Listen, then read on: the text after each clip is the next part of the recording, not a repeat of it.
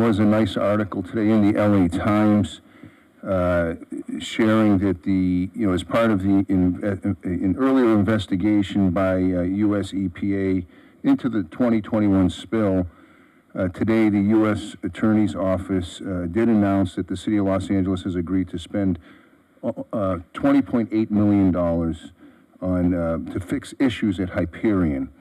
Part of those improvements include control systems such as integrating the bar screens, the level sensors, and other ancillary equipment, constructing high-level channel flow. And obviously, these are all water-related, expanded water quality testing program, including 2 additional water quality testing sites between Dockweiler and King Harbor. Part of the fix also, they're asking for a 1-year community outreach service project to develop an improved emergency communications plan and educational outreach. And then finally, they're asking the City of Los Angeles to retain a qualified third-party auditor to conduct annual audits of Hyperion's operations to determine compliance with the improvements in the Clean Water Act. So now we've got not only the state AQMD, we've got EPA now that's weighed in, and they're imposing this $20.8 million cost to fix items that they're recommending. Daryl, is that Yes. LA City dollars? That's not EPA giving them money, right? That's just saying you got to spend That's this correct. money? Okay. City of LA dollars. And then also was announced tonight on August 6th, the council, myself, city staff attended a tour.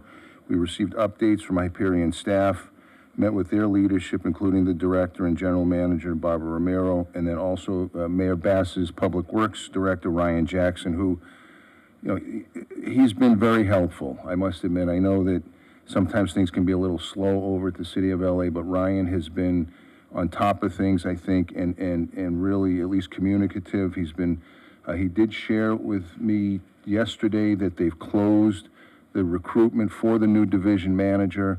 At the time, from last week, they had 5 qualified applicants. I don't know the total applicants. He's going to get back to me on that. And as was shared, I am trying to see if I can get a seat on the interview panel for that position. And then in the past 2 weeks, AQMD did respond to approximately 82 odor complaints, but none of those did confirm any public nuisance violations. On the 31st of July, AQMD issued a notice of violation of various permit conditions as a result of their annual inspection. And then also on the 31st, AQMD hosted a hearing board meeting, which you attended, Mayor, and at that meeting, the board voted to extend the abatement order till early 2025. And then in addition, they've scheduled an additional follow-up meeting on September 5th, which we are in the process now of drafting a letter asking for additional items as part of the abatement process, and we'll get that out this week. And then finally, Go ahead. Just real quick, it was really good on that because the board was unanimous that they wanted to add additional items to that order of abatement. So I know you, Ryan, you've helped out with that letter too. Yes. We're getting those incorporated. That's great. Absolutely. And then in terms of what's taken place this week, Hyperion did perform scheduled maintenance of their intermediate pumping station. But with that comes, they're telling us odors may be released, appropriate odor control measures are being undertaken throughout the duration of the work. So there may be some odors during the rest of this week. And then also, finally, on our tour, I think we all did, each group asked Hyperion to just give us more advanced notice of planned maintenance. I mean, we're hearing the night before that something's going to happen. So I think this week we had a couple days in advance, right, Elias? And we appreciate that. And so, let's hope they continue to do that. Give us at least 2 or 3 days heads up when they are going to do some planned maintenance.